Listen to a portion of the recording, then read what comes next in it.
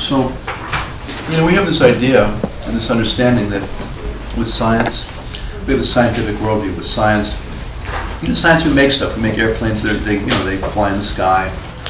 We blow stuff up with science. We build stuff with science, and it works and it functions. No problem. But as a worldview, it doesn't explain adequately why the bus squashed that guy instead of the other guy. It explains that steel is hard stuff smashes soft stuff, but it doesn't explain everything. It doesn't explain causation in terms of why did that guy get run over and not the other guy. It isn't completely satisfactory from a Buddhist perspective and a Buddhist worldview. It explains both where things come from and why things happen. And it's a worldview where it can lead to an end of suffering and an end to death. So the scientific worldview is incomplete, and that it doesn't lead people out of suffering. People still disagree. People still fight. They still get hurt. They still die. And there is no such thing as atoms ultimately. There is no such thing as hardness residing in steel ultimately. But we don't think of it that way. We think that I think 90% of our belief is in self-existent atoms, where the hardness of the bumper and the fact that the bumper hit the person and squashed them are coming from two different things. In our worldview, a hard bumper comes from one thing, the steel factory, and the fact that the person stepped in front of the bus and got squashed by the bumper comes from a separate thing. From a Buddhist worldview, they come from the same thing. From the Buddhist perspective, the fact that a bumper was hard and the fact that it hit a person and smashed them comes from the same causes. It comes from your karma, right?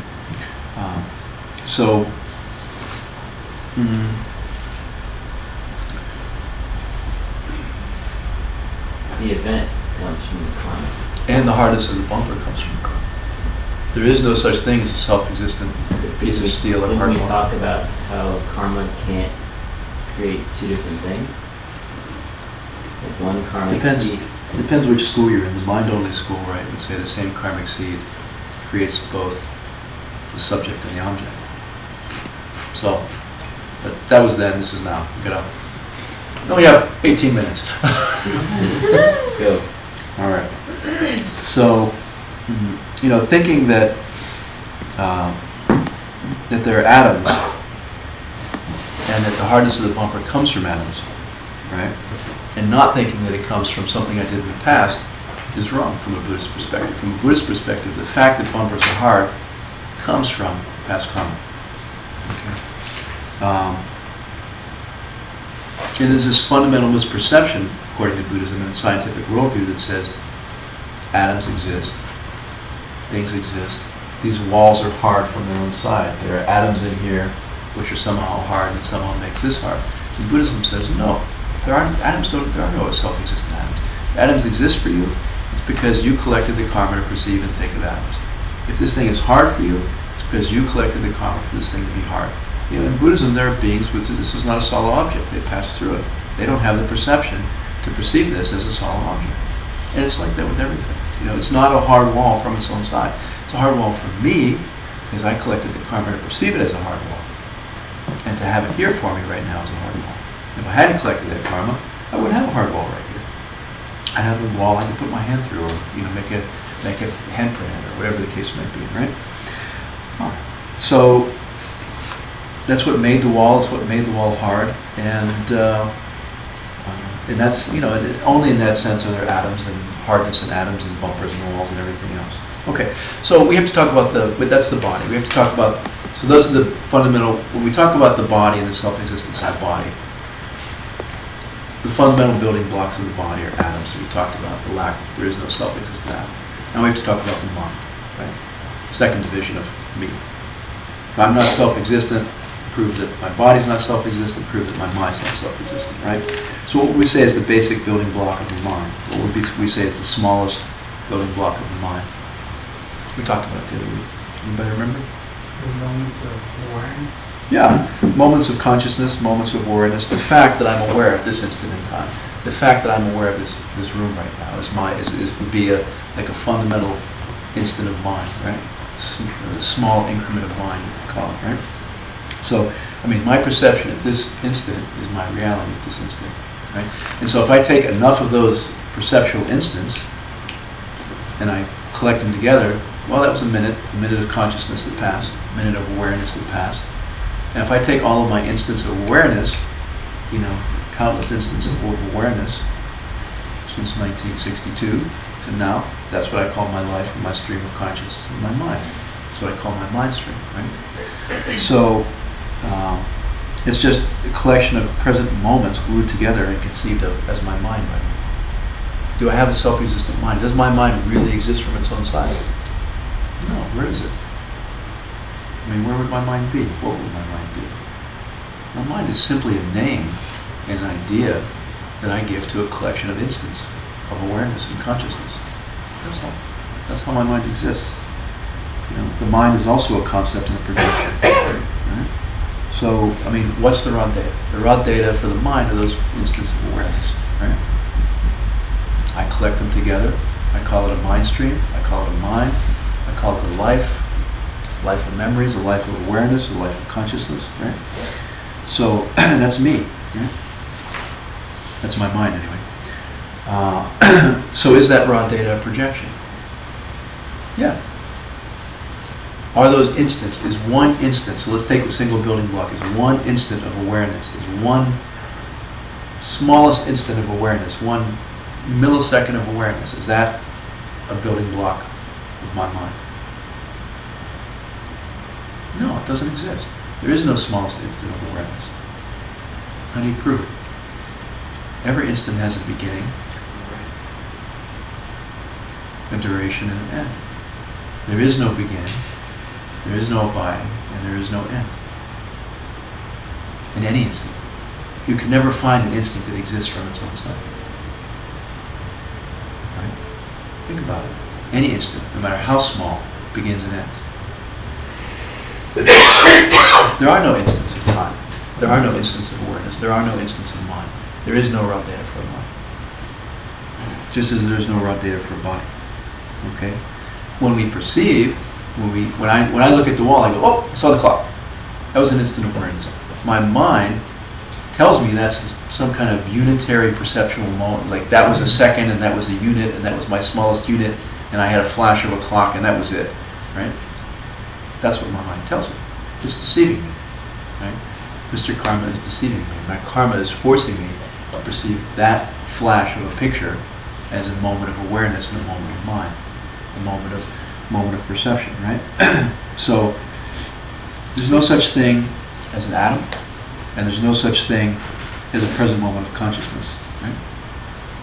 Why are we having the experiences we're having? Our karma is forcing us to experience it that way. So it's very profound. The mind has no objective existence beyond our projections. Right? We're projecting the mind. And so as we go down through all these layers, it's like the onion skin, right? You get down and you get down and you get down, and you come up with what's there? Emptiness, right? It's another proof of emptiness, right? I mean, all the things we think we're seeing, we can't be seeing. They don't exist. They're just assemblages of ideas and parts and concepts. And that's how everything is, right?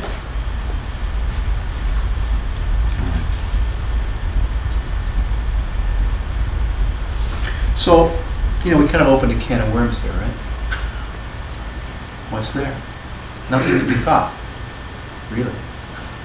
Not your mind, not your body, not your moments of perception, not your moments of awareness, not your atoms.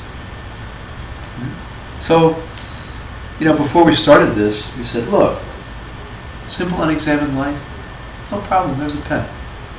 It works, it writes. That's okay, right? So, before we started this, we said, look around, this is our world.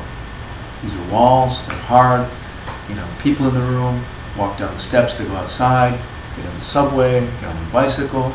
It's all there. It functions, it's fine, don't worry, no problems.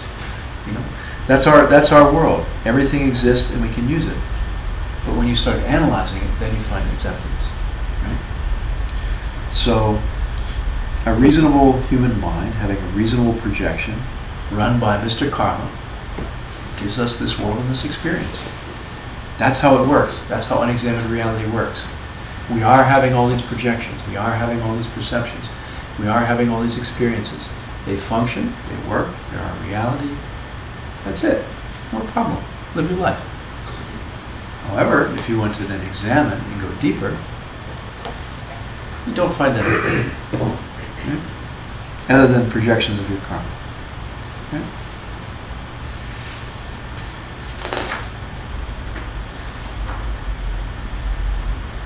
I'm going to skip it to bed. So, let's just say it for a blessing. Please say Matak, Machepar, Tanyepe, Semedru. It says all objects in your world can be established as existing through the reasonable perception that thinks of them in a certain way without analyzing their ultimate nature. As in, you establish its existence simply by thinking about it in a reasonable, normal way. That's all. I'm here. You're there. We function. We go to work, we eat, we sleep, all the rest, right? Unexamined reality works. It's a projection of our karma. No ultimate reality needed for it to function, right? Okay? That's how we live, no problem. So,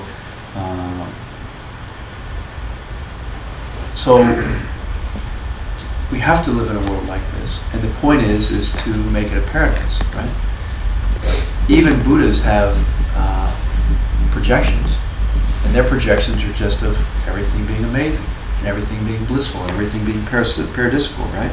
There's no benefit getting lost in this notion of there's no raw data. It doesn't help you or your spiritual path or anyone else to kind of get stuck in the idea that my mind doesn't really exist, and my body doesn't really exist, and reality doesn't really exist. You know, getting sucked into some kind of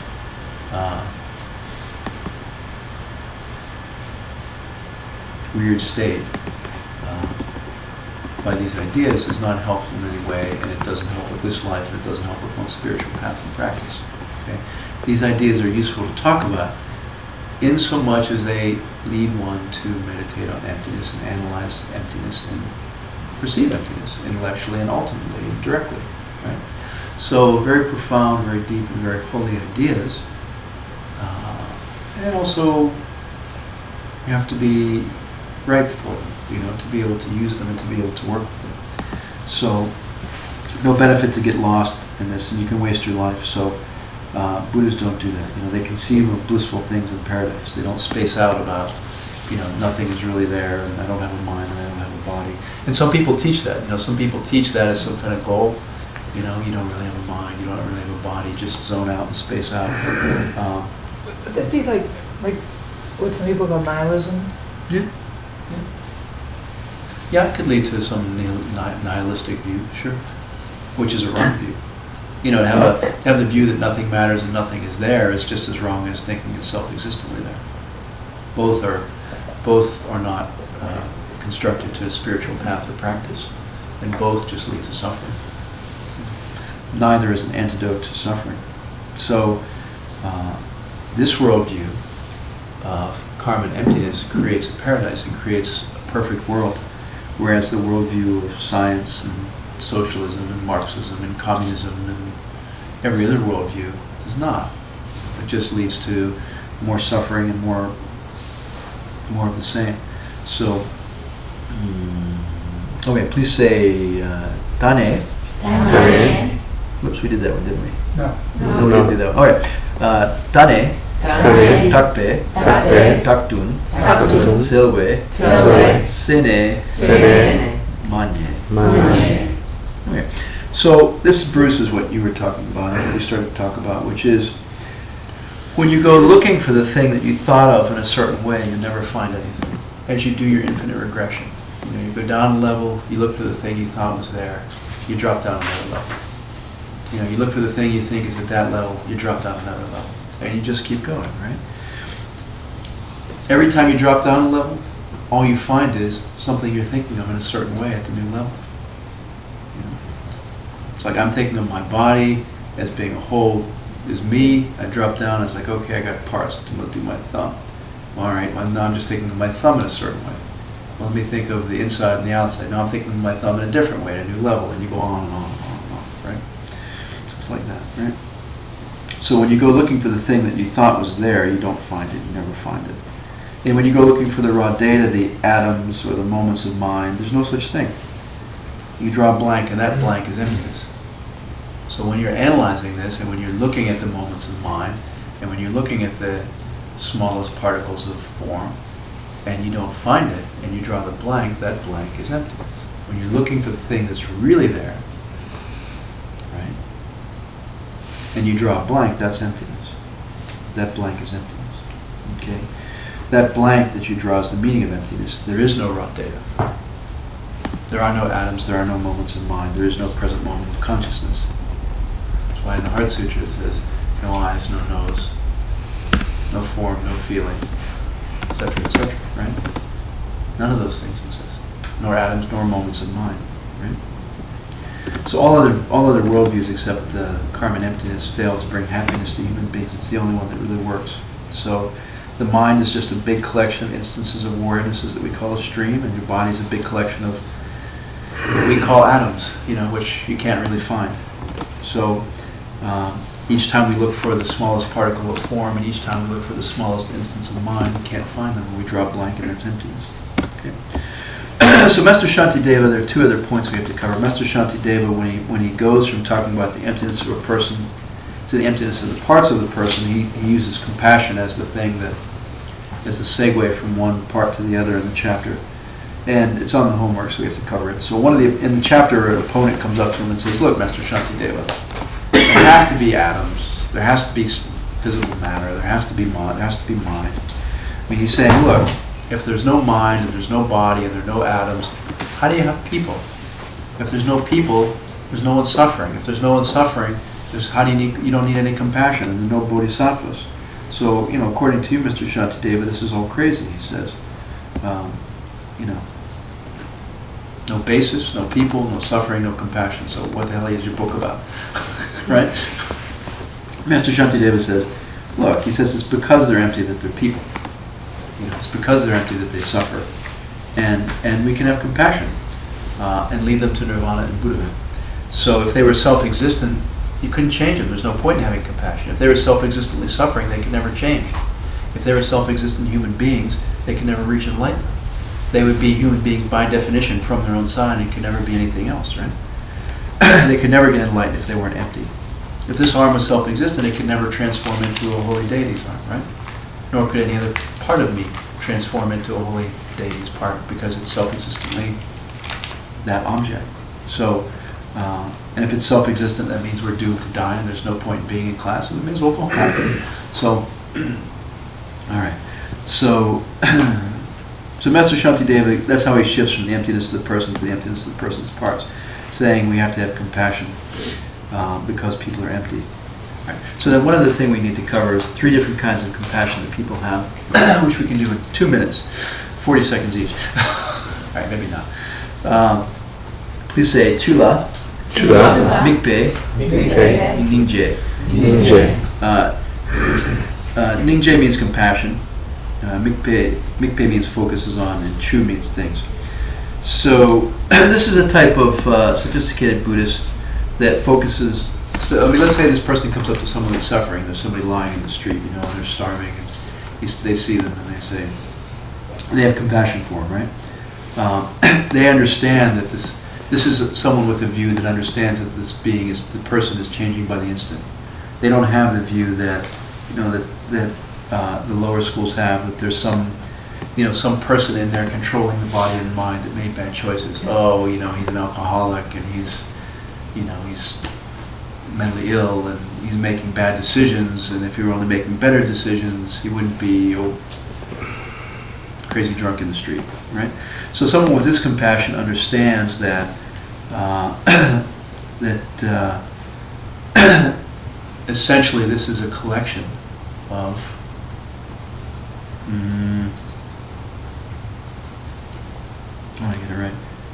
that this is basically a collection of parts which is having an experience. They understand that this is essentially a collection of body and mind and parts which is having an experience. Right? And they understand that they change from moment to moment. This is called the compassion that focuses on people's parts.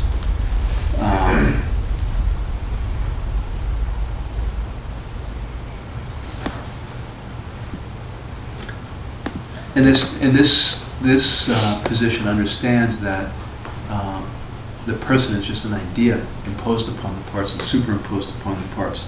And so this is the kind of compassion where they would say, let me teach you how to collect good karma so that you can see your parts better.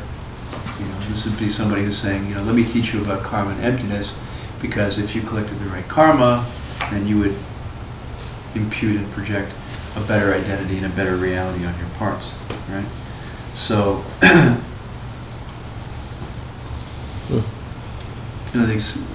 all right. So, the second kind of compassion is, you say, Mikme Ki Ningje. Mikme means nothing, Ningje is again compassion. This is compassion that focuses on nothing, meaning that there's not a self-existent person there. Okay?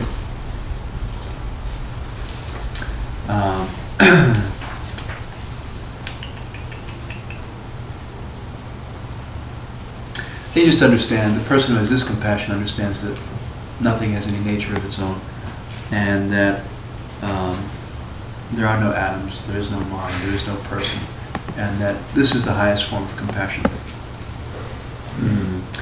So it teaches people,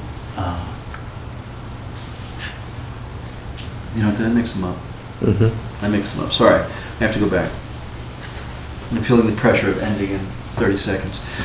The first one, compassion that focuses on people's parts.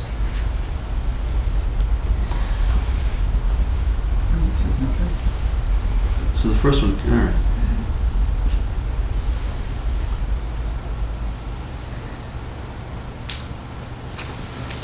All right, you know what? I'm just going to read from the notes because I've had enough. Just to be frank. So compassion that focuses on people's parts. You understand that people are changing from moment to moment and don't see them as a person in control of themselves conventionally. So you see them as a concept projected onto their parts. And that compassion understands that beings need to change their projections to stop their suffering, because they're empty, because they are empty and their karma causes their projections. The second one is a compassion that looks at a being and sees they have no atoms or mind, instance of awareness apart from their projections and your projections. And so this compassion sees that beings aren't created by anything other than karma and emptiness. So it's seeing that karma and emptiness has created this being both from their side and your side, and understanding that and acting with compassion towards them as a result. It's not having a compassion which says, oh, they're empty and they collected sucky karma and so too bad they can suffer now. It's understanding that we're seeing them that way and they're seeing themselves that way, based upon the collection of karma and emptiness, and they're doing something about it. And then the third is compassion that focuses just on plain suffering people, and this is what your ordinary compassionate person has, where they just say, wow, this is a wino in the street and they're starving and they're covered in sores, and let me give them something to eat. And it's the lowest kind of compassion, just simply in that it does not address the causes of suffering. It gives them a momentary respite and that they have something to eat, or some warmth, or some shelter, but it doesn't at all address the causes of suffering, which is their morality. If they have lousy morality and lousy ethics, they're going to continue to collect the causes of suffering. Right? All right, let's see if there's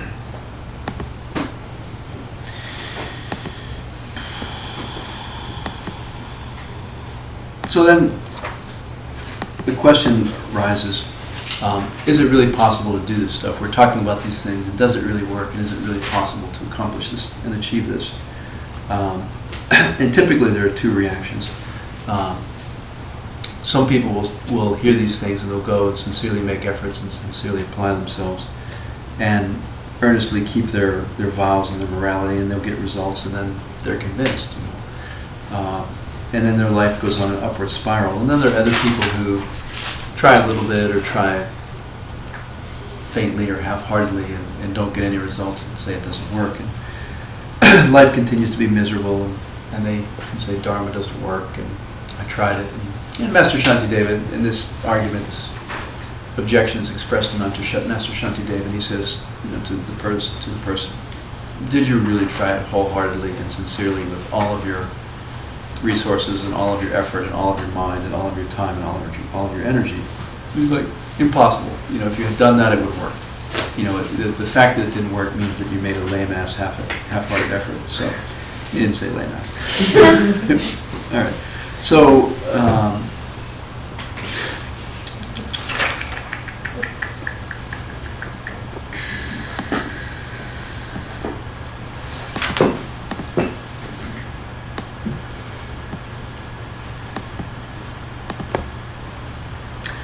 the last point that Master Shantideva makes is simply that the worldview that we have is backwards. It doesn't address the root of our problems. We think that the way to get money is by carefully collecting it and carefully guarding it and make sure that we don't give too much of it away. Whereas the real cause of wealth and the real cause of abundance is generosity and giving, right? And Master Shantideva makes the point that because truth is more powerful than affliction, that it is possible for all beings to become enlightened and for samsara to come to an end. He says that, look, seeing that having a wrong worldview, where you think that by stealing from others and hoarding money and not helping others and not giving to others, said to think like that is to be like a cripple, with one good leg. And correct view is powerful, and it's like a robust person with two legs. And when this crippled view and this robust, strong view get together, the robust, strong view always wins. And so Master Shantideva says, that there will be an end to suffering and there will be an end to samsara because truth overcomes misperception, and truth is more powerful than misperception. And so he makes that point that there will be an end to samsara and there will be an end to suffering for that reason. So it covers everything. Questions? Confusion? Disturbed minds? Is it really a pitch for vows? Would you like vows? Or are you asking? Yeah. The whole treatise seems like it's just a pitch for vows. Sorry, say it again. The whole treatise of tonight's class seems like it's just a pitch for vows. I wasn't pitching vows. From your side. Right, of course. From my Are you side. feeling the need for vows? No, but it's so karma. It seems like it's so karma driven that it's a pitch for vows.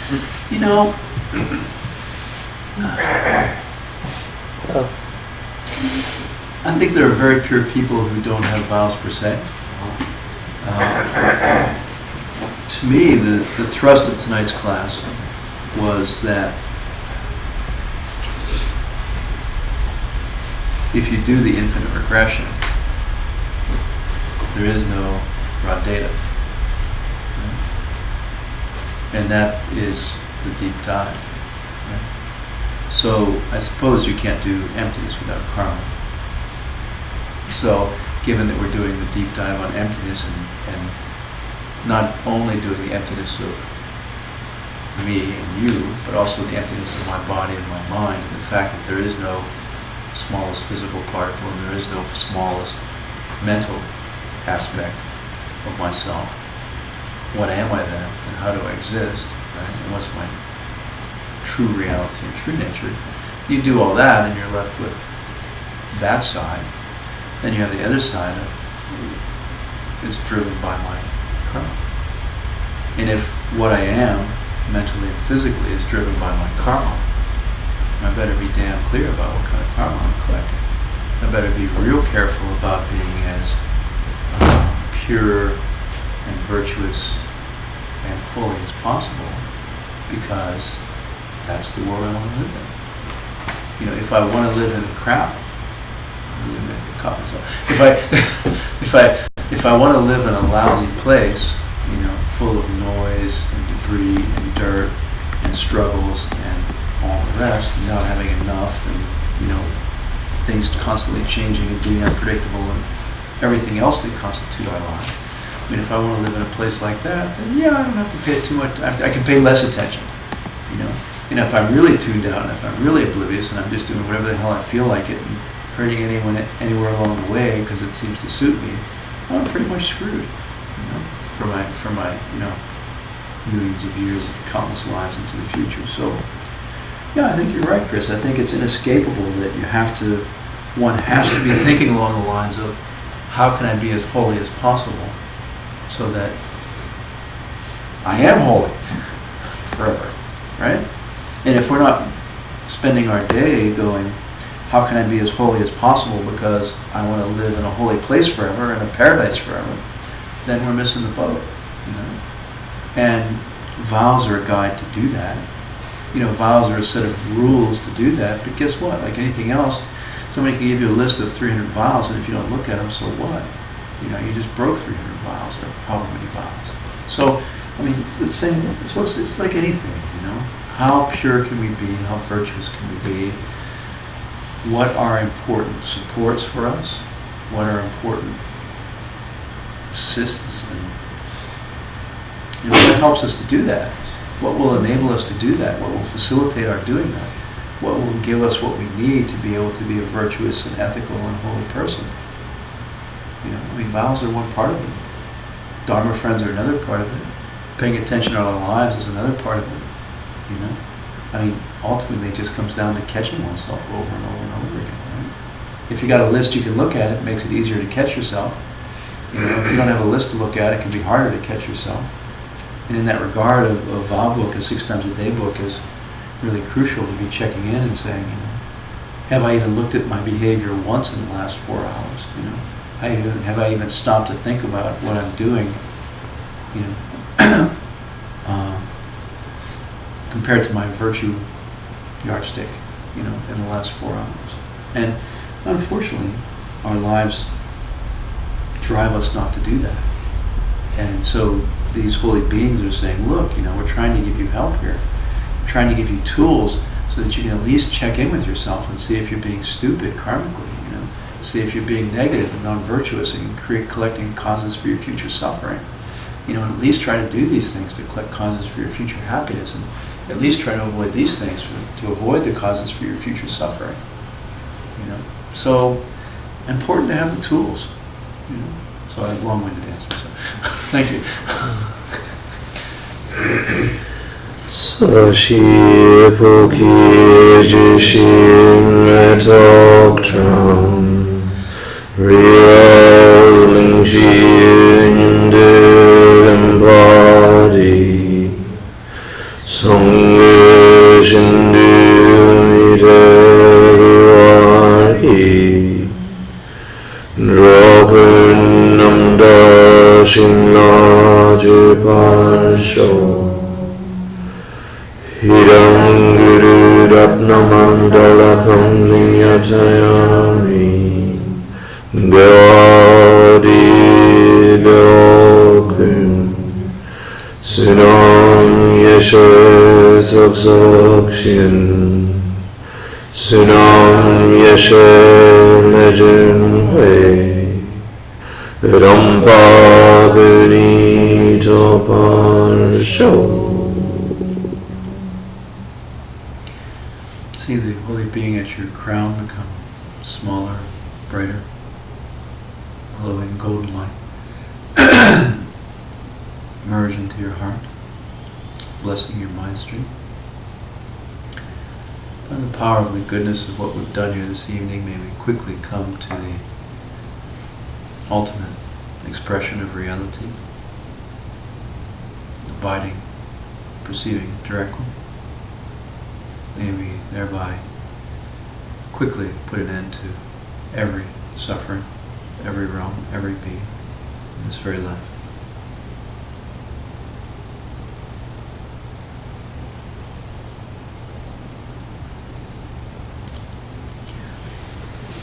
Thank you for teaching, John. Thank you. Pleasure.